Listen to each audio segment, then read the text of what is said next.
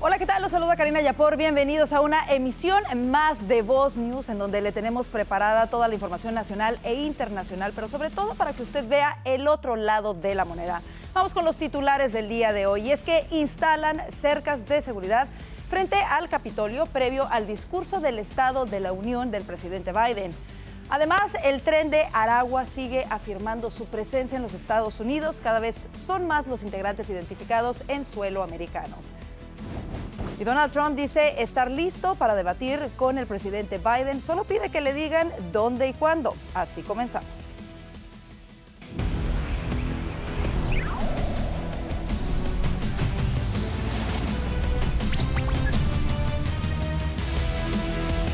Qué bueno que está con nosotros. Mire, la Cámara de Representantes aprobó el miércoles un paquete de gasto de $450 mil millones compuesto por 6 proyectos de ley para evitar el cierre del gobierno.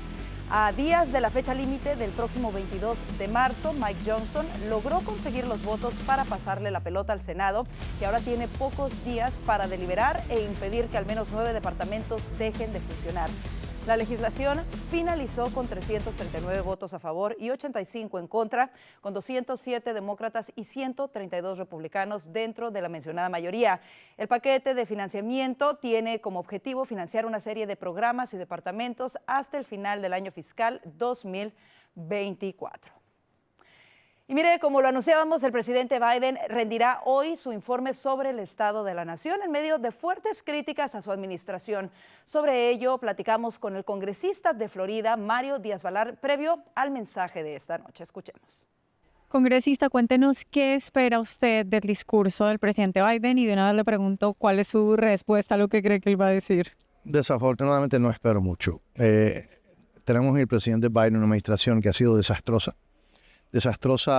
para la seguridad nacional de los Estados Unidos, para la economía, para el precio de la comida, de la gasolina, para nuestros aliados a través del mundo. Ha sido realmente una administración realmente desastrosa en todo sentido. Y por lo tanto, ¿qué espero escuchar? Yo creo que política de jarabe de pico. No veo que él cambie su actitud. Ya lleva 3 años de presidente y esos 3 años han sido desastrosos para los Estados Unidos, para todas nuestras comunidades y para nuestros aliados a través del mundo. El presidente Biden está perdiendo votos dentro de la comunidad afrodescendiente, los jóvenes, pero también dentro de los hispanos. ¿Cuáles son las explicaciones a eso? Porque la política del presidente Biden ha sido desastrosa, tan desastrosa que ha tenido un impacto negativo a toda familia, a toda comunidad, a toda región de este gran país. Antes el presidente Biden, la palabra inflación no se utilizaba en los Estados Unidos. Eso es algo que lo hemos visto en países del tercer mundo. El presidente Biden ha traído la inflación, el alto costo de la comida, de todo, ¿no? De los víveres, de todo esencial. La inseguridad en las calles, causado por las políticas de izquierda.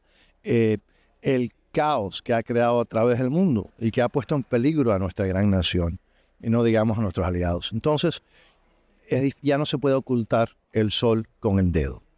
A pesar del jarabe de pico muy bonito que tiene el presidente Biden en su administración, habla muy bonito de todas las cosas que él quiere hacer, cómo él quiere ayudar a todo el mundo, pero desafortunadamente no se puede ocultar la realidad de estos años de la presidencia de Biden, que han sido realmente muy dañinas para todo el mundo, pero vamos a estar claros, particularmente para la clase media, para la clase obrera, para los latinos y para todo el mundo en esta nación.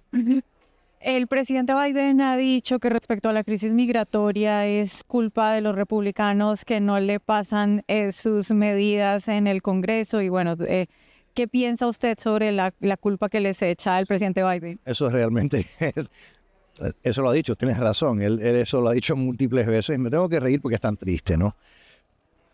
Esta crisis ha sido creada por una persona, por la política de una persona que es el presidente Biden, obviamente, y su administración. No ha cambiado la ley.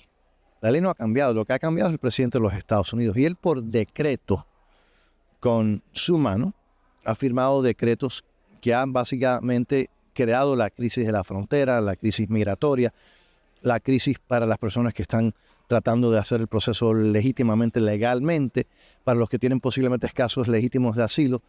Ha destruido el sistema migratorio y obviamente ha abierto la frontera y le ha entregado la decisión de quién entra a los narcocarteles. Eso lo ha hecho el presidente Biden por decreto. No ha cambiado la ley. Lo que ha cambiado es que él por decreto ha creado este desastre. Y mire, la representante Mónica de la Cruz de Texas, una congresista hispana de primer año, será la encargada de la respuesta republicana al discurso del presidente Joe Biden tras su mensaje sobre el Estado de la Unión en español. La congresista escribió en sus redes sociales lo siguiente: estoy orgullosa de representar a los republicanos de la Cámara por la noche y entregar la respuesta en español a mis compatriotas hispanos. Entiendo su lucha. Fui enviada a Washington para ser voz para mi comunidad, para decirle al presidente que debemos asegurar la frontera y restaurar nuestra economía que antes era fuerte. Y esta noche el presidente Biden tendrá como invitados en el Estado de la Unión a grupos proabortistas. Para este evento, Biden y los legisladores demócratas han invitado a varios proveedores de atención médica y a mujeres cuyas vidas presuntamente se han visto afectadas por leyes de aborto más estrictas en estados con legislaturas controladas por los republicanos tras el histórico fallo de la Corte Suprema de 2022 que eliminó las protecciones constitucionales para el aborto. La primera dama Jill Biden también invitó a líderes sindicales, a un defensor de control de armas y otras personas que ella y su esposo conocieron mientras viajaban por el país, promoviendo su agenda. Por otro lado, los legisladores republicanos están invitando a quienes ponen especial atención en el fallido sistema de inmigración del país. Y mire, las clínicas de aborto de Maryland podrían financiar una mayor seguridad y un mayor acceso a través de un programa de subvenciones que están considerando los legisladores estatales y que quieren aprovechar millones de dólares que las compañías de seguro no han utilizado como parte del programa federal de cuidado de salud asequible. Los partidarios testificaron el miércoles que Maryland está experimentando una creciente demanda en sus clínicas de aborto, incluso de mujeres procedentes de otros estados, desde que la Corte Suprema de Estados Unidos anuló Roe versus Wade en junio de 2022. Los legisladores de Maryland han tomado medidas para ampliar el acceso al aborto en previsión de que lleguen más mujeres para recibir servicios de otros estados. Los votantes de Maryland decidirán además si consagran el derecho al aborto en una enmienda constitucional en el mes de noviembre. Y mire, si hay algo que preocupa a todos es la falta de seguridad, algo que se ha visto afectado dentro de los Estados Unidos debido en parte al desastre fronterizo. Hoy en día, los delitos causados por inmigrantes indocumentados van en aumento y un factor determinante es la presencia de células delictivas como el Tren de Aragua en los Estados Unidos, una banda criminal venezolana transnacional que ya está operando aquí en suelo norteamericano. Nuestra compañera Verónica Silveri nos dice más en el siguiente reporte. Hola, ¿qué tal, Karina? Muchas gracias y un gusto saludarlos. El día de hoy profundizamos en el lamentable caso de Laken Riley, la joven estudiante de enfermería asesinada en los alrededores de la Universidad de Georgia. El principal sospechoso de cometer el crimen, un inmigrante venezolano que cruzó la frontera ilegalmente en 2022 llamado José Antonio Ibarra. Este fue detenido por la policía y acusado de asesinato con malicia, asesinato grave, agresión agravada, secuestro, entre otros cargos. El gobernador Brian Kemp fue uno de los que pidió justicia para la familia de Riley y proteger la frontera sur debido a este tipo de crímenes cometidos. Her family deserves justice, and we need justice on a national level to prevent this type of thing from happening again. Sin embargo, las últimas actualizaciones en torno al caso ponen en el foco a Diego José Ibarra, hermano del sospechoso y quien también fue detenido por tener y presentar a los oficiales una tarjeta de residencia falsa. Este ya había sido previamente arrestado por otros delitos. Ahora, documentos presentados por la Fiscalía de Georgia muestran su presunta vinculación con el Tren de Aragua, este grupo criminal venezolano que se ha desplazado por todo el mundo y que nació en la cárcel de Tocorón de Venezuela. En los documentos de los fiscales se encuentran una serie de fotografías detalladas del cuerpo de Ibarra, tomadas después de su detención el 23 de febrero de 2024. En las imágenes se ve que tiene tatuada una corona de 5 puntas en el lado izquierdo del cuello y estrellas de 5 puntas en el lado derecho. Según el texto, estos tatuajes serían propios de los integrantes del grupo de crimen organizado. La información se conoce en un momento en el que se alerta sobre la presencia del grupo delictivo en Estados Unidos. Además, se supo que la terrible banda del Tren de Aragua es una de las organizaciones criminales de mayor crecimiento en el mundo. Podría estar reclutando también a migrantes y extendiendo sus tentáculos para materializar sus operaciones ilícitas en el país. De igual manera, la Fiscalía informó de que Ibarra tendrá una audiencia preliminar estándar sobre la causa y la moción del gobierno para detenerlo. A pesar de que aún no hay evidencia suficiente que sustente algún tipo de vinculación del hermano del acusado con el asesinato de Riley, su posible relación con la banda criminal preocupa a los funcionarios y a la sociedad estadounidense. Con esta información volvemos contigo a los estudios, Karina. Gracias, Verónica. Pero, ¿cómo es que se está infiltrando y está operando esta organización delictiva aquí en los Estados Unidos? Bueno, le damos la bienvenida a nuestro colega Emanuel Rondón, precisamente para platicar de ello. Emanuel, gracias por estar con nosotros. ¿Qué nos puedes decir de la llegada de este grupo criminal aquí a los Estados Unidos? Karina, gracias por contactarme, por darme la bienvenida a Voz News, un honor. Bueno, el Tren de Aragua es, como bien dijeron en el reporte, una de las organizaciones criminales de mayor crecimiento en todo el mundo. En cuestión de años empezaron a operar en 10 países diferentes y esta banda tiene la particularidad de que cuando llega a los países, lo primero que hace es contactar o de cierta forma tomar extranjeros, migrantes precisamente venezolanos, para poder operar en los países, operar criminalmente en los países. Particularmente en Estados Unidos, llegan a través de la frontera sur, se van hacia Nueva York y empiezan a reclutar migrantes para ejercer una operación de robo de teléfonos masivo. Entre dos personas se montan en una motocicleta, roban a una persona y después los teléfonos son hackeados, las cuentas bancarias son vaciadas y después los teléfonos son enviados a países como Colombia y Venezuela para poder sacarle más rédito a la operación criminal. Las autoridades creen que esta es una operación del Tren de Aragua porque justamente están reclutando migrantes de forma masiva en Nueva York a través de mensajería de texto o WhatsApp. Y además es una banda que tiene la particularidad que se asocia muy bien con otras bandas criminales. Ellos tienen un poder de negociación muy grande, se adaptan fácilmente a su entorno y pueden, por ejemplo, fácilmente operar con un grupo mucho más grande, como puede ser la Mara Salvatrucha. Es lo que te iba a preguntar, Emanuel. O sea que ya Tren de Aragua básicamente dejó de tener miembros únicamente venezolanos, sino que se ha expandido y que tiene ahora miembros, como tú bien lo mencionas, quizá de otras organizaciones criminales, ¿cierto? Sí, exactamente. El FBI de hecho está muy preocupado de que la banda venezolana pueda operar con otras bandas más grandes en Estados Unidos y una de ellas es justamente el MS-13. ¿Por qué tiene esa preocupación? Porque en otros países el Tren de Aragua no solamente opera con venezolanos, opera justamente con bandas criminales de, por ejemplo, el Perú, de Chile, de Colombia y, como dije, los expertos en el Tren de Aragua que han investigado esta banda criminal durante años señalan la fácil adaptación que tiene esta banda para llegar a los países, empezar a reclutar migrantes, negociar con bandas más poderosas. Esta banda puede, por ejemplo, prestar servicios criminales a otras Y Emanuel, bandas. quisiera preguntarte, sí, y quisiera preguntarte algo muy específico, porque hemos escuchado de pronto, bueno, todo este problema de la falta de seguridad en la frontera aquí en los Estados Unidos. Esta banda Tren de Aragua, ¿tú crees que de alguna manera específicamente tuvo como objetivo llegar a los Estados Unidos y expandirse aquí? Porque eso lo hemos visto por parte de algunos congresistas que denuncian que células delictivas de Sudamérica, Centro y Sudamérica están viniendo de manera intencional a los Estados Unidos. ¿Tú podrías confirmar esto en el caso de esta organización criminal?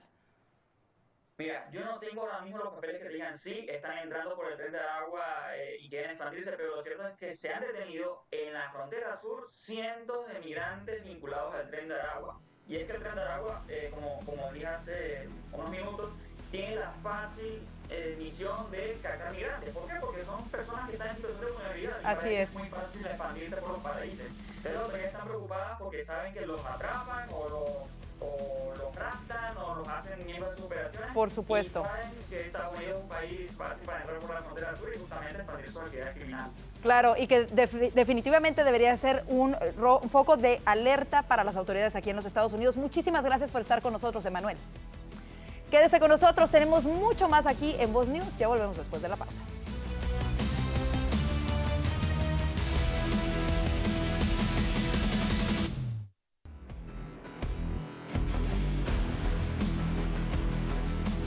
Qué bueno que sigue con nosotros en Voz News. Mire, luego de las primarias del supermartes, Nikki Haley anunció su retiro de la carrera presidencial y tanto el expresidente Donald Trump como el presidente Biden soltaron sus respectivos mensajes para pedirle al grupo de electores de Nikki Haley que les den su voto porque este grupo queda prácticamente huérfano. En un mensaje publicado en su cuenta de Truth, el expresidente habló de la aplastante derrota de Haley y dijo: me gustaría invitar a todos los simpatizantes simpatizantes de Haley a unirse al movimiento más grande de la historia de nuestra nación. El Partido Demócrata, más allá de Biden, hizo lo propio con un comunicado del Comité Nacional Demócrata y le pidió a los simpatizantes de Nikki Haley que apoyasen al presidente. Los partidarios de Haley saben que Trump ha fallado al pueblo estadounidense, se lee en un comunicado publicado por el presidente del Partido Demócrata, Jaime Harrison.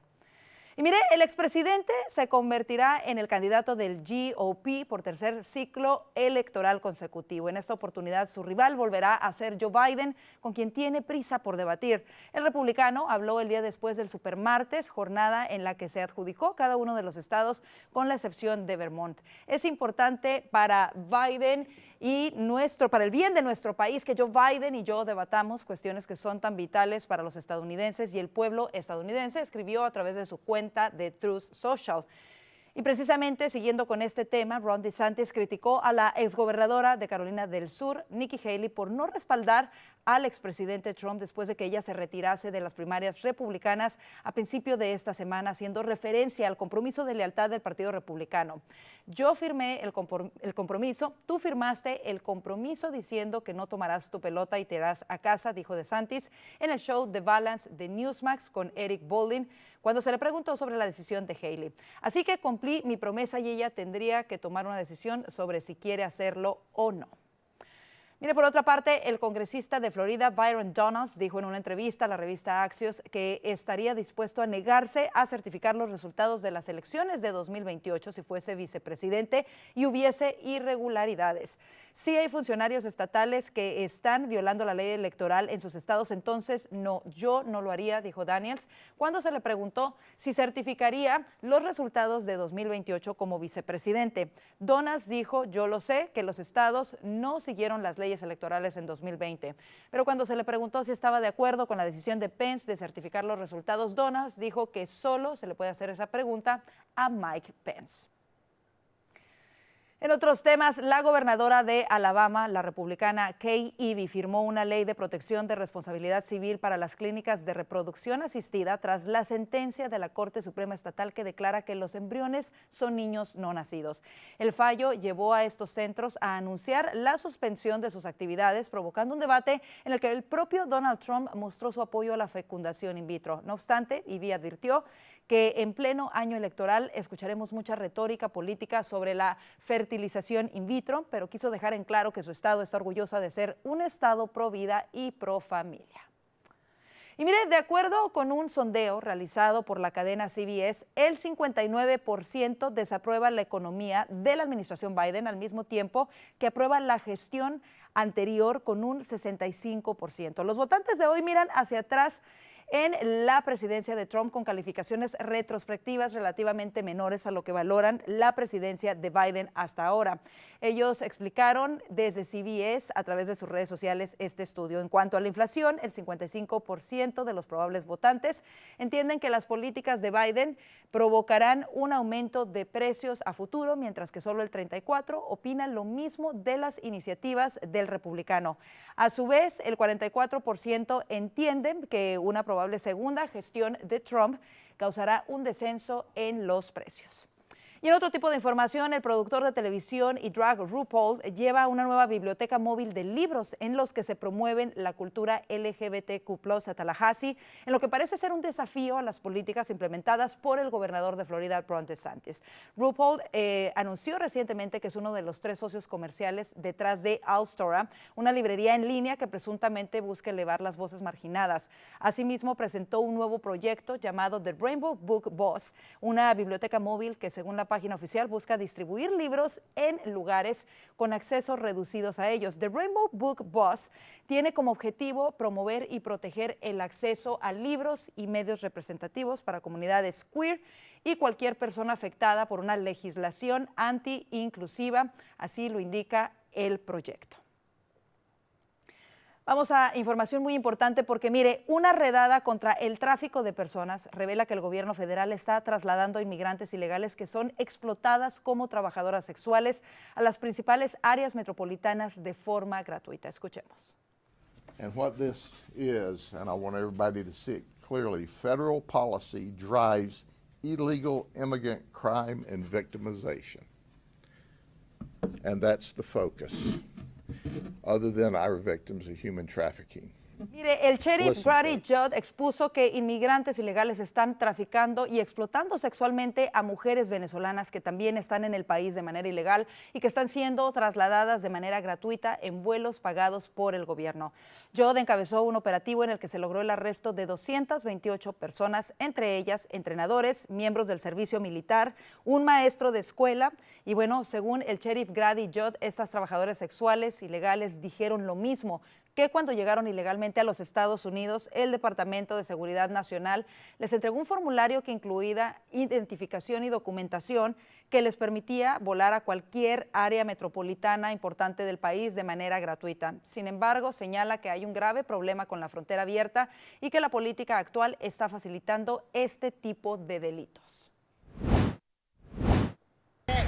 So good morning, everybody. We're here March the 7th, Thursday of 2024. De hoy se difunden en redes estas imágenes en donde una de las puertas de la valla fronteriza es abierta, permitiendo el acceso libre de inmigrantes en el cruce fronterizo entre San Diego, California y San Isidro.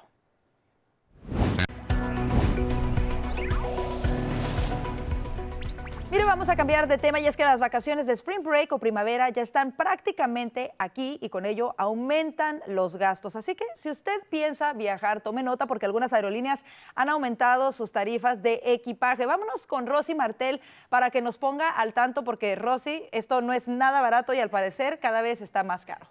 Muchísimas gracias. ¿Te imaginas los montos que alcanzarán las aerolíneas en este año a raíz de los incrementos que, aunque en papel sea muy poquito por vuelo, a nivel colectivo podría representar millones de dólares, tomando en cuenta simplemente cifras del 2022, donde las aeronaves estadounidenses cobraron un total de 6.800 millones de dólares?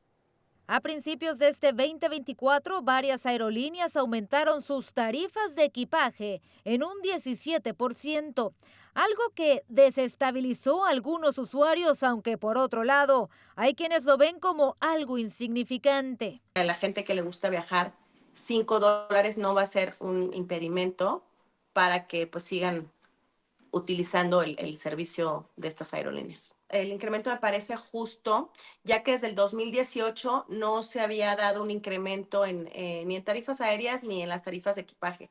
Ahora bien, como sabemos, las aerolíneas tienen diferentes modalidades en las que el día de hoy tú decides si llevar tu equipaje o no.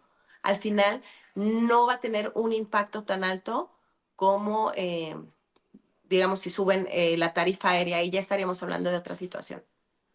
Generalmente compañías aéreas en Estados Unidos a menudo copian los cambios de precios de otras, una medida considerada como instinto gregario. Además, es importante recordar que se acerca el Spring Break. Es una buena estrategia de marketing porque, vaya, estamos hablando de un periodo vacacional alto en donde la gente acostumbra a viajar, que este tipo de cambio va a afectar más a una clase media, ya que, como bien sabemos, todos los que viajan en business o en primera clase tienen derecho a documentar su equipaje sin costo. Hablando de la gente de negocios o que normalmente no documenta equipaje, pues bueno, finalmente este incremento no va a tener ninguna afectación en su itinerario.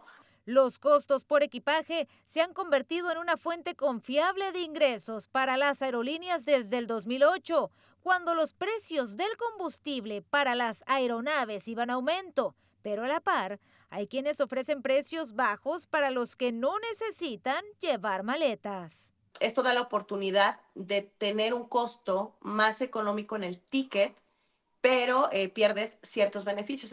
Finalmente, la gente que le gusta viajar está acostumbrada a este tipo de situaciones y cambios. Hay un efecto post-pandemia donde la gente ya busca cualquier pretexto para hacer un viaje, ya sea corto, largo, siempre que tiene oportunidad la gente le gusta viajar, y hoy en día yo creo que la gente es más atrevida en conocer destinos turísticos diferentes o incluso ir a lugares mucho más lejanos.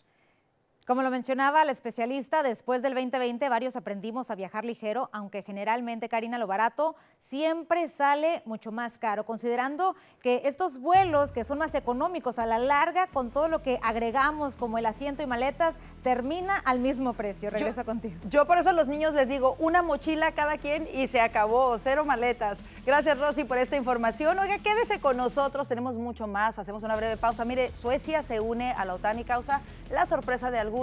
Además, se presentan manifestaciones a las afueras del Palacio de Gobierno en México. Ya volvemos con esto y más.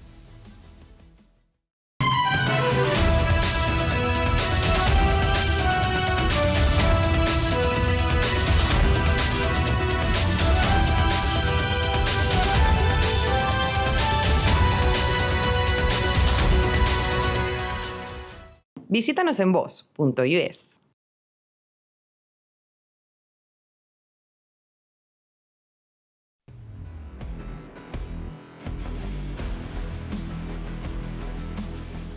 Mire, el ministro, mejor dicho, de Relaciones Exteriores chino, Wang Yi, criticó el jueves a Estados Unidos por su postura a su país y exaltó la alianza que tiene la nación asiática con Rusia. No obstante, aseguró que China será una fuerza global de paz y estabilidad. Veamos. Estados Unidos intenta reprimir a China. Eso denunció el jueves el ministro de Relaciones Exteriores del gigante asiático, Wang Yi. Los métodos utilizados para reprimir a China se renuevan constantemente y la lista de sanciones unilaterales se amplía sin cesar. El deseo de culpar a China bajo cualquier pretexto ha alcanzado un nivel increíble. Si Estados Unidos siempre dice una cosa y hace otra, ¿cómo puede mantener su credibilidad como país importante? Por otro lado, Wang defendió las relaciones cercanas entre Pekín y Moscú. China ha sido criticada por potencias occidentales por su negativa a condenar a Rusia por la invasión de Ucrania en febrero de 2022. Pekín se ha declarado neutral en ese conflicto, aunque su asociación estratégica con Moscú se ha vuelto más estrecha desde el inicio de la guerra. Como grandes potencias mundiales y miembros permanentes del Consejo de Seguridad de la ONU, China y Rusia han establecido un nuevo modelo para las relaciones entre grandes potencias, que es completamente diferente de la era de la Guerra Fría. Sobre la base del no alineamiento, la no confrontación y el no ataque a terceros, debemos adherirnos a la amistad permanente de buena vecindad y profundizar la cooperación estratégica integral. El ministro declaró también que China apoya la plena adhesión de un Estado palestino a la ONU, al ser consultado sobre la actual guerra en la Franja de Gaza entre Israel y el movimiento islamista Hamas. Wang calificó al conflicto como una tragedia para la humanidad y una vergüenza para la civilización y urgió un alto al fuego inmediato.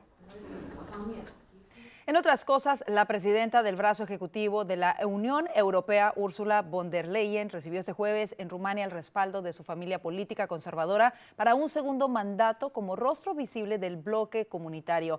En un congreso del Partido Popular Europeo en la capital de Rumania, la dirigente alemana de 65 años recibió un total de 400 votos a favor y 89 en contra. El respaldo de su familia política es clave para la exministra de Defensa alemana, que también necesitará el apoyo del nuevo Parlamento Europeo tras las elecciones comunitarias de junio para ser reelegida. Tras un mandato sacudido por múltiples turbulencias desde la pandemia del COVID-19 hasta la guerra en Ucrania, von der Leyen quiere mantenerse al frente del Ejecutivo Europeo hasta 2029. Y mire, Suecia se convierte en el 32º miembro de la Organización del Tratado del Atlántico Norte, OTAN. El Departamento de Estado confirmó mediante un comunicado la adhesión del país a la alianza, ya que cumple con los requisitos estipulados en el protocolo. El 7 de marzo de 2024 se cumplieron las condiciones de entrada en vigor establecidas en el artículo 2 del protocolo del Tratado del Atlántico del Norte sobre la adhesión del Reino de Suecia.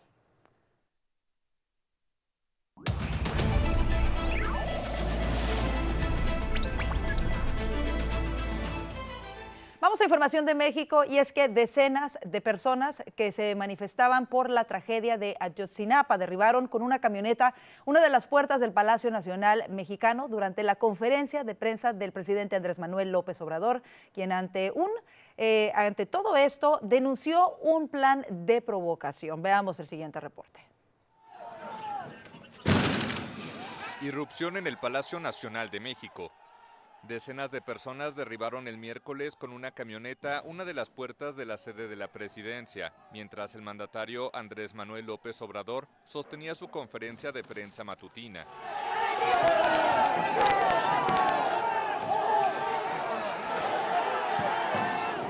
Los manifestantes protestaban por la desaparición de los 43 estudiantes de la Escuela Rural de Ayotzinapa en 2014. López Obrador denunció una provocación. La actitud no de los padres, sino de los asesores y de las organizaciones que supuestamente defienden derechos humanos es una actitud, ¿sí? En el mejor de los casos política, ¿sí? Muy de confrontación en contra nuestra. Los estudiantes de Ayotzinapa desaparecieron en la noche del 26 al 27 de septiembre en 2014 en la ciudad de Iguala, en el estado de Guerrero, al sur de México. Casi 10 años después, el caso aún conmociona al país.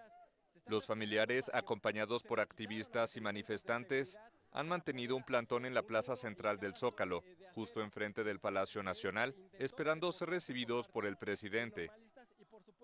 Sí, si la postura sigue así, nosotros vamos a continuar con la protesta y va a haber un escalamiento. Va a haber un escalamiento de la protesta. Nosotros estamos trabajando para hacer extensivo y más masiva la protesta. La primera versión oficial del gobierno anterior apuntaba a que los estudiantes fueron detenidos por policías locales en colusión con el cártel Guerreros Unidos, quien los habría asesinado para luego desaparecer sus cuerpos.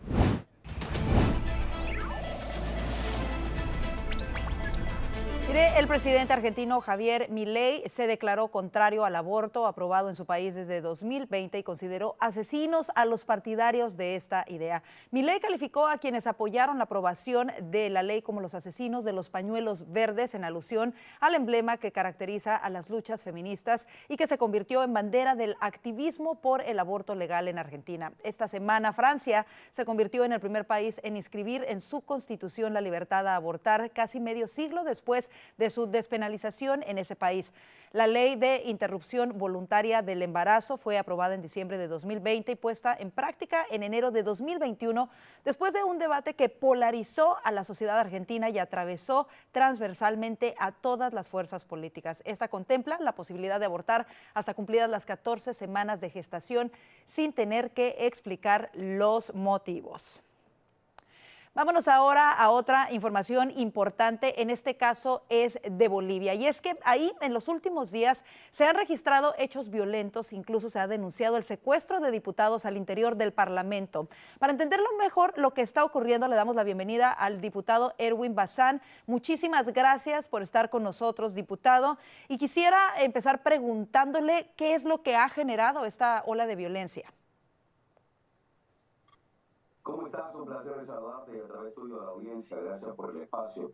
Bueno, Bolivia vive momentos muy duros para la democracia. Diríamos que la democracia boliviana está secuestrada por un régimen de gobierno que no tiene mayoría en el Parlamento, pero que en vez de buscar en ese espacio que está llamado al debate y al diálogo, en vez de buscar consensos, lo que hace es agredir a los diputados, secuestrándolos a través de grupos parapoliciales que actúan bajo la impunidad que le da el Estado. Un gobierno que no tiene respuesta a la crisis económica, un gobierno que se asoció con magistrados del Tribunal Constitucional que se prorrogaron más allá del tiempo de su mandato. La Constitución dice que su mandato es de 6 años y el gobierno ha decidido darle impunidad. Estos magistrados de la justicia se han autoprorrogado y ahora se apoyan. Es una suerte de asociación delictuosa entre magistrados de la justicia y el gobierno.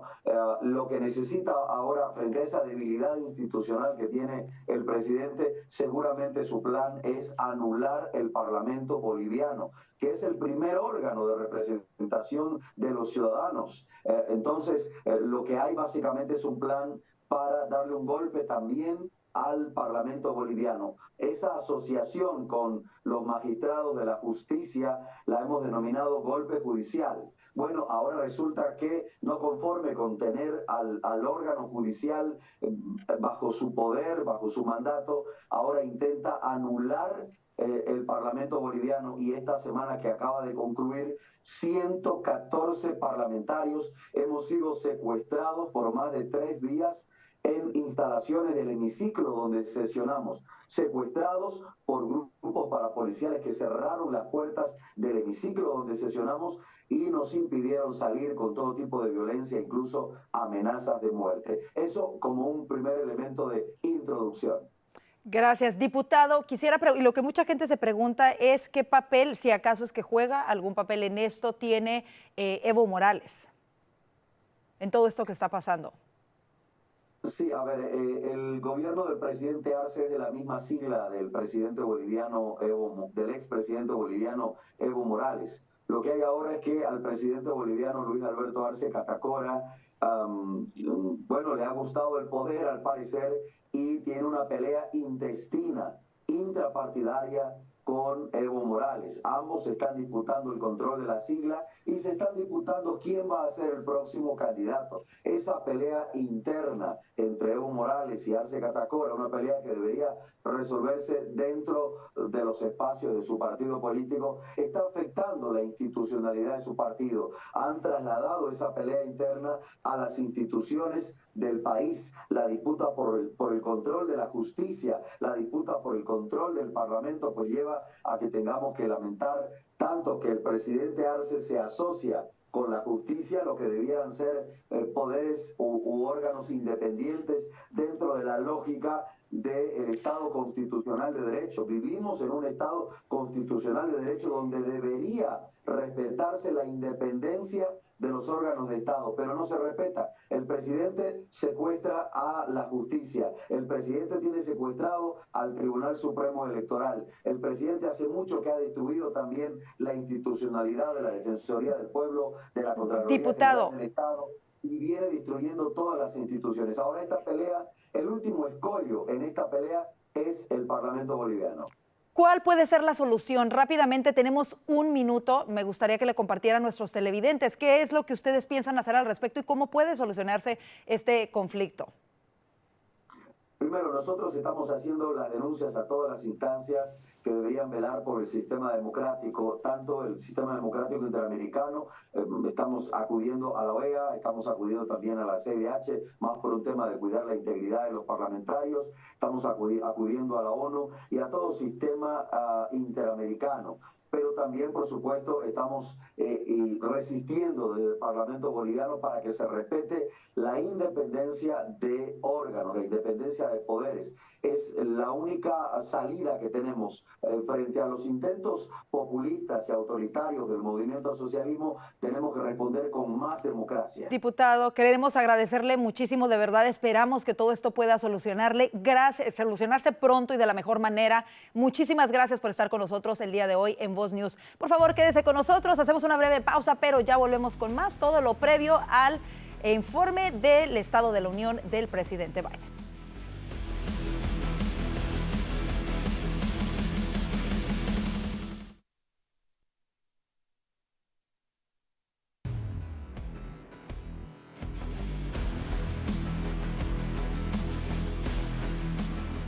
Bueno, qué bueno que sigue con nosotros. Como se lo comentamos desde el inicio del noticiero, el día de hoy se llevará a cabo el anuncio del Estado de la Nación por parte del presidente Biden. Para platicar un poco sobre qué es lo que se puede esperar, le vamos a dar la bienvenida a nuestros analistas. Ya están con nosotros Vanessa Vallejo y Alfonso Aguilar desde Washington, D.C., así como Orlando Avendaño. Bienvenidos, chicos. Hay mucha expectativa en algunas personas, quizá no por las mismas razones. Ayer platicábamos y Alfonso nos decía que muchos estarán atentos, por supuesto, pero sobre todo para ver el desarrollo no desarrollo, sino mejor dicho, ¿cómo se podría decir?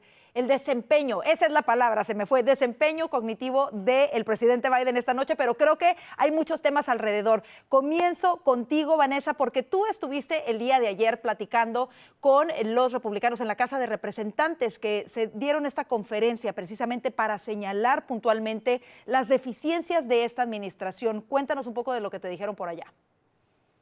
Bueno, dentro de los republicanos mucha preocupación, sin embargo yo creo que no es exacto decir dentro de los republicanos, sino que si uno mira las encuestas, pues en general entre los americanos hay mucha preocupación. Como sabemos, la aprobación del presidente Biden, es decir, el 58% de los americanos desaprueba la gestión del presidente Biden e incluso dentro de su partido quieren otro candidato. En general, creo que, claro, preocupación por lo que pasa en el país, pero también por lo que pasa afuera, pero también, como decías, preocupación por la forma en la que el presidente va a hablar, preocupación por si va a poder desempeñarse bien. 6 de cada 10 americanos creen que el presidente no tiene la capacidad mental para hacer sus funciones correctamente. Entonces, por supuesto, millones de americanos lo que están esperando esta noche es ver si el presidente va a poder desempeñarse bien, además porque él no da ruedas de prensa, eso va a pasar a la historia como uno de los presidentes que menos número de ruedas de prensa ha dado. Entonces, es el momento para que los americanos pues miren a ver y que si más vacaciones pagadas ha tenido también, ¿no? O sea que la barra está muy baja, o sea, un logro es si termina el discurso. Si termina el discurso, logró lo que quería. Mira, la verdad es que estos discursos por lo general tienen muy poco impacto, los discursos de situación de la Unión. Pero este en particular, por la condición mental y física del presidente, yo creo, como dije ayer, esto es una prueba cognitiva nacional. Todos nosotros vamos a estar viendo con nuestras palomitas de maíz, a ver si el presidente termina el discurso, a ver cuántas veces se empapina, ¿verdad?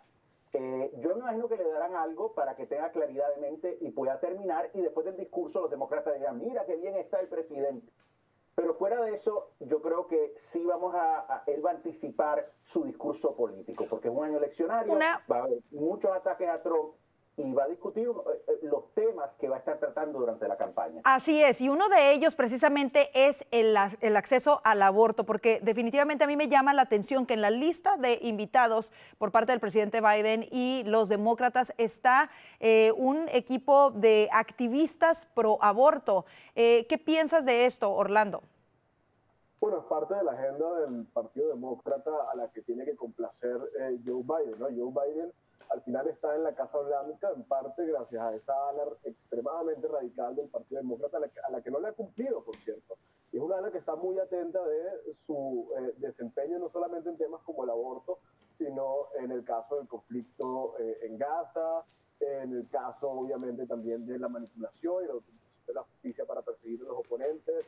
Es una ala que espera demasiado del presidente, y es un presidente, como bien decía Alfonso y Vanessa, que no puede deliver ni siquiera en el aspecto cognitivo, y yo creo que estoy de acuerdo en que la gran prueba va a ser esa. Desde hace meses hay un tira y encoge en cuanto a cómo el presidente lleva su salud, ¿no? Entre el país y el presidente. Todo el país ve con preocupación cómo está el presidente ante cada evento, ante cada episodio, y sale Biden a decir que él está perfecto. Eso es lo que vamos a ver. Fíjense que sí, y otro de los temas que creo que va a causar bastante polémica es que se ha dado a conocer que el presidente planea anunciar un plan de ayuda humanitaria a la Franja de Gaza en medio de este conflicto, en medio de este discurso del Estado de la Unión, no este conflicto que veíamos precisamente de la administración Biden de querer quedar bien con los dos lados. Alfonso, vi que tuviste una sonrisita por ahí. Sé que quieres decir algo al respecto. Adelante. Bueno, esta noche va a ser una noche de sonrisas o carcajadas. La realidad es que este es un tema que evidencia la gran división ideológica que hay en el Partido Demócrata. Y esto es muy importante decirlo, porque los medios tradicionales tratan de decir que hay una batalla interna en el Partido Republicano, lo que no es cierto. Donald Trump domina la base republicana hoy por hoy. La batalla se está dando entre la izquierda suave del Partido Demócrata y la izquierda fuerte y el tema de Gaza es uno de los principales puntos de contención. Y el presidente está tratando de ser todo para todos, tratar de complacer a ambos lados. Pero este es un tema que es imposible complacer a ambos lados. Uno tiene que asumir postura, un lado o el otro. Y si uno trata de acomodar al otro, el otro lado se va a molestar. Yo creo que ya hay muchas personas que apoyan a Israel. ¿Sabes qué, Alfonso? Sí. El presidente Biden nunca va a poder satisfacer a la extrema izquierda por más que lo trate. Y lo está intentando. Pero nunca, son unos votos que por más que intente, se va a hundir, se va a seguir hundiendo Biden, y ojalá lo siga haciendo, porque parece que esa es la deriva. Lo que pasa es que en el proceso de tratar de complacer esa izquierda radical que no va a poder complacer, va a molestar a los más moderados que apoyan a Israel. Ese es el problema, o sea que a la larga terminas perdiendo ambos lados. Yo sí creo que vale la pena mencionar el tema del aborto, porque pensemos esto. La punta de lanza de la campaña de los demócratas es el tema del aborto. Y lo que es increíble, ellos sí han tenido unas victorias en algunos estados con unas iniciativas, con unos referéndums, pero la verdad es que lo que están empujando es una agenda extrema de permitir que el aborto se lleve a cabo durante 9 meses, sin limitaciones, sin condiciones. Si los republicanos son inteligentes, y esto es clave para los republicanos, tienen que demostrar, tienen que rebatir ese argumento diciendo que la mayoría de los americanos, más del 70%, se opone al aborto extremo y quiere limitaciones al aborto. Ahora, otro tema sumamente importante que seguramente va a estar sobre la mesa, al menos traído por los republicanos esta noche, tiene que ver con la seguridad fronteriza. Y miren, precisamente el día de hoy la Casa de Representantes aprobó el Laken-Riley Act, que le permite y le requiere a las autoridades de inmigración detener a inmigrantes indocumentados que hayan recibido acusaciones o cargos por robo o por cualquier delito. Como lo sabemos, desafortunadamente, esta joven estudiante fue asesinada por un inmigrante indocumentado venezolano. Esas son las acusaciones, que además ya había estado detenido y que se le dejó libre, y su hermano también, ¿no? Y relacionado a la pandilla Tren de Aragua. Vanessa, tú que platicaste con los congresistas, ¿cómo piensan precisamente abordar este tema tan preocupante para la seguridad nacional, el tema de la inmigración indocumentada? Bueno, yo les cuento que a varios congresistas les pregunté que ellos qué respondían a que Biden les echaba la culpa de lo que estaba ocurriendo en la frontera, y la verdad es que todos se reían apenas yo les mencionaba el asunto, y es que da risa que el presidente culpe al partido contrario, al que no está gobernando, por su frontera. Y es que literalmente en este momento Biden está haciendo campaña diciendo que Trump no asegura su frontera, que todo lo que está pasando en su frontera y durante su gobierno es culpa de Biden. Y efectivamente este es uno de los temas que se espera que el presidente Biden hable, y en este caso lo que va a hacer el presidente, esto es lo que yo me imagino, podemos abrir apuestas, aunque no creo que apuesten en contra mía, lo que él va a decir es: yo saqué el proyecto bipartidista en el cual participaron los republicanos y los republicanos me hundieron ese proyecto. Por culpa de eso yo no puedo asegurar la frontera, y todo esto es culpa del presidente Trump. Por supuesto, el trabajo que tienen que hacer los republicanos es explicarle a la gente algo que debería ser básico.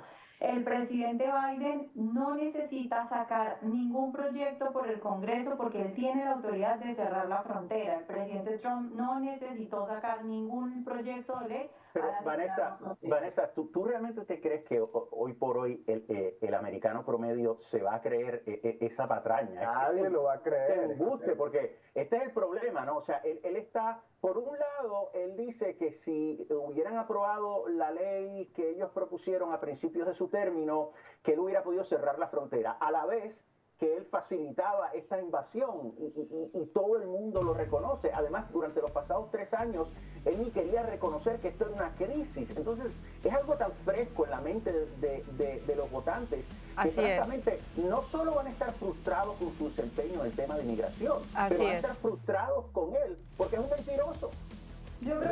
Un tema bastante polémico. Tenemos que hacer una breve pausa, pero seguimos platicando de esto y algo más que les cuento al volver. Quédese con nosotros.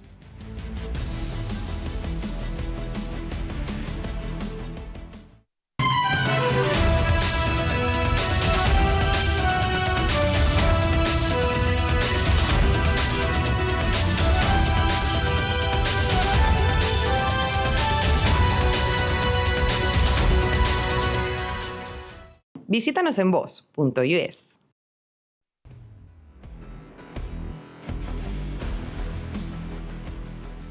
Qué bueno que se quedó con nosotros y es que esta plática se quedó candente antes de salir a la pausa comercial. Seguimos platicando sobre lo que se espera que será esta noche el anuncio sobre el estado de la Unión del presidente Biden y hablábamos específicamente de la crisis en la frontera. Platicábamos, Vanessa, nos decías que, bueno, quizá el presidente Biden obviamente le echa la culpa a los republicanos. Tú le preguntaste a los congresistas, muchos de ellos se reían. Alfonso dice que algunos no se lo creen, pero solamente quisiera retomar esto, Alfonso, que estuviste ayer con nosotros. Fíjense qué interesante. Incluso algunos medios de comunicación quieren minimizar también el problema de la frontera, como lo vimos con estas presentadoras y la ex vocera de la Casa Blanca haciendo estos comentarios y riéndose de que algunos votantes republicanos consideraran el tema de la inmigración como un problema nacional, aun cuando estaban en estados que no eran estados fronterizos. Así que, ¿crees tú, Alfonso, que verdaderamente, tú dices que no crees que haya gente que se crea esta retórica, ¿cierto? Bueno, lo que pasa es que hay una realidad. Por mucho que ellos hablen, la gente va a ver la realidad en la calle. Aquí mismo en Washington, cerca del Capitolio, donde el presidente va a dar su discurso, estamos viendo en los últimos meses pandilleros venezolanos en motos, cosa que aquí no se veía. Y eso lo se está viendo en otros centros urbanos, en Nueva York. En Chicago, Colorado, nuestra reportera que estaba por allá nos comentó también. Se está viendo que están tomando recursos de los ciudadanos que viven en estas comunidades, se están llevando a cabo, se están incurriendo en crímenes, delitos, etcétera. O sea que la gente está viendo eso, o sea que es una realidad y nadie va a pensar que el presidente no es el responsable de haber creado esta situación. Alfonso, la gobernadora Hochul militarizó el metro de Nueva York. Así es. La gente, son hechos que no se pueden obviar. Yo creo que la única forma de tratar de menospreciar esto, de negarlo, es que seas Jen Psaki, que ibas en un estudio de televisión, salgas de ahí en tu limusina a tu mansión en no sé, en Bel Air o en el Upper East Side o lo que sea. Creo que no hay forma de negar esto. Esto es una realidad que choca con el día a día de los americanos. Pero yo creo que también, sí. No, perdona. Yo creo que también, y coincido contigo en lo que dices, yo creo que también es que envían mensajes encontrados. Por una parte, la gobernadora de Nueva York, exactamente como lo reportamos, ha enviado a la Guardia Nacional a proteger el sistema de metro de la ciudad. Y por la otra parte sale Eric Adams diciendo que ha disminuido un poco. Entonces son como esas señales encontradas que quizá es a propósito para tratar de confundir a la ciudadanía, ¿no? Porque los hechos golpean con la ideología, con la retórica. Ellos tienen que mantener ese equilibrio entre la retórica, la ideología, y es, aquí cabemos todos, fronteras abiertas, aquí no vamos a revisar a nadie, y los hechos que son una inmigración descontrolada, sin revisión, tiene un impacto negativo demográfico y en la delincuencia. Esos son los hechos. Yo creo que acá todos estamos de acuerdo con que no se puede dejar entrar a cualquiera y con que la migración de personas que incluso han cometido delitos pues es un despropósito. Sin embargo, cuando uno mira las encuestas, si bien el tema de inmigración, incluso ya en algunas ha sacado al tema de economía como la primera preocupación de los americanos, cuando las encuestas son por afiliación política, uno tiene unos porcentajes muy bajos en cuanto a migración por parte de los demócratas. Por ejemplo, según la última encuesta que yo vi, demócratas 6% inmigración, es decir, solo el 6% de los demócratas está preocupado por la inmigración. Eso puede ser por muchas causas, puede ser porque ellos de verdad crean y quieran que la gente pueda entrar más fácilmente, pero también puede ser antes de que los medios no presentan este tipo de cosas. La mayoría de medios no presentan esto como debería ser.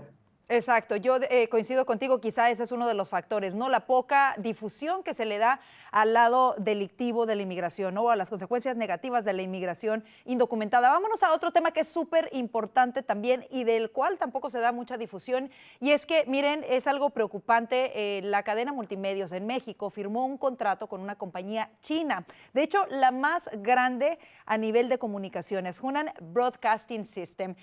Orlando, quiero preguntarte, ¿qué significa significa esto y si esto pudiera representar el inicio de la presencia china ahora en la prensa hispana. ¿Y de qué manera crees tú? Porque sabemos obviamente que no es algo fortuito, sino que verdaderamente las compañías chinas avanzan con algo en mente. En este caso, ¿tú crees que tendrían en mente lo mismo que Soros, por ejemplo, a nivel de comunicaciones? La pasividad de la Casa Blanca le está costando tremendamente al mundo entero, porque el riesgo que significa la presencia de China en Latinoamérica, en todo el continente, a excepción de Estados Unidos, va a tener unas consecuencias tremendas. No se trata solamente de México. China es el mayor acreedor de un país como Venezuela. China tiene una presencia tremenda en El Salvador, en todo Centroamérica, en Brasil, etcétera. Entonces, ahora entran porque, por un lado, son acreedores, dominan la economía de la región y ahora quieren empezar a tener influencia en los medios de la región, porque hay dos objetivos. Uno es, obviamente, el económico, es decir, una dependencia completa de la región, y el otro es impulsar una retórica que contravenga los intereses de Estados Unidos. Esto es tremendamente peligroso. Y con sus vecinos. Por supuesto, esto es muy peligroso. Yo creo que Biden no se ha tomado en serio la amenaza que significa China. Alfonso. Yo creo que estoy de acuerdo totalmente con Orlando. O sea, aquí hay una expansión en América Latina. Desafortunadamente creo que en el Congreso le están prestando demasiada atención al Pacífico, que obviamente es importante, a la expansión de China en el Pacífico. Pero esto no es un reto lejano, es un reto que tenemos en nuestra región. No creo que le estamos prestando suficiente atención a la región, porque si lo estuviéramos haciendo, estuviéramos tomando acciones para contrarrestar estos esfuerzos de China de expandirse. O sea, así es, así es. Bueno, y realmente quisiera preguntarte también, Vanessa, porque desafortunadamente, como lo vemos y como lo menciona Orlando y Alfonso, ¿no? La influencia que esto puede tener, vecinos directos en este caso, y hemos visto la presencia de China, bueno, a nivel comercial y en todos los niveles, ahora en las comunicaciones. Yo creo que preocupa. Ahorita hablabas de que quizá la percepción de los demócratas, por ejemplo, aquí en Estados Unidos, es por la falta de difusión de algunos ángulos o de algunos hechos. Ahora, imagínate China teniendo poder sobre la difusión de uno de los medios más importantes en México, que tiene influencia en México y Latinoamérica. ¿Qué piensas de ello?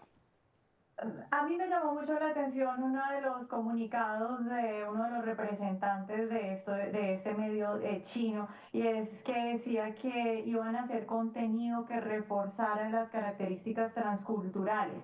Yo quiero decirle a la gente que no tiene ni idea qué pasa en China, que China es uno de los lugares del mundo, sino el que más, con mayores restricciones a las libertades individuales y a todo tipo de libertades. Entonces no entiendo cuáles son las características transculturales que van a sacar, y no entiendo qué tienen en común ni qué tipo de contenido, pero va a ser fundamental ver cuál es el tipo de contenido y con eso poder averiguar cuáles son los principales intereses de China con este acuerdo. Yo creo que se trata de establecer una posición sobre China bastante diferente a lo que de verdad es. Así es, definitivamente será algo de lo que tendremos que estar muy, muy pendientes. Quiero agradecerles a todos hoy. Ya espera una gran noche, nos alistamos porque prácticamente en unos minutos más va a dar inicio esto que será el Estado de la Unión por parte del presidente Biden. Y por supuesto que lo vamos a esperar a usted aquí mañana con todo el análisis. Gracias por su sintonía. Recuerde también que nos puede visitar a través de nuestra página web voz.us y por supuesto seguirnos a través de las redes sociales como Voz Media, @VozMediaUSA. Cuídese mucho y si Dios lo permite, aquí le esperamos el día de mañana. Bendiciones.